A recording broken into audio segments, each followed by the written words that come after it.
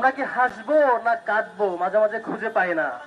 জুলাইয়ের 11 মাস পার হওয়ার পরে, আমাদের গণ অভ্যুত্থানের 11 মাস পার হওয়ার পরে ইন্টারিম গভর্নমেন্ট, যাদেরকে আমরা রক্তের উপর বসিয়েছি, তারা জায়গায় জায়গায় ব্যর্থতার পরিচয় দিচ্ছে।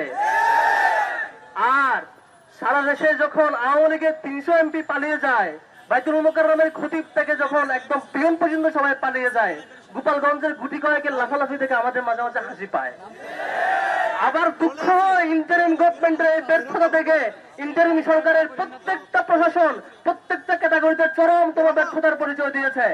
আগস্টে আমরা দেখেছি ঢাকা বিশ্ববিদ্যালয় ভিসি সহ খুনি হাসিনা এবং তার দোসরদেরকে দিল্লির এক্সটেনশন সেই গোপালগঞ্জের মধ্যে আশ্রয় দেওয়া হয়েছে। আমরা বিপ্লবের পর থেকে বলছিলাম, এই গোপালগঞ্জের মধ্যে যত ফ্যাসিস্টরা আছে, খুনি হাসিনার যত দোসররা আছে, তাদেরকে বাংলাদেশ থেকে নিচ্ছিন্ন করতে হবে। কিন্তু আমরা দেখতে পাচ্ছি এই খুনি হাসিনার দোসররা, এই গোপালীরা আজকে ইন্টারিমের মধ্যেও ভর করেছে। আজকে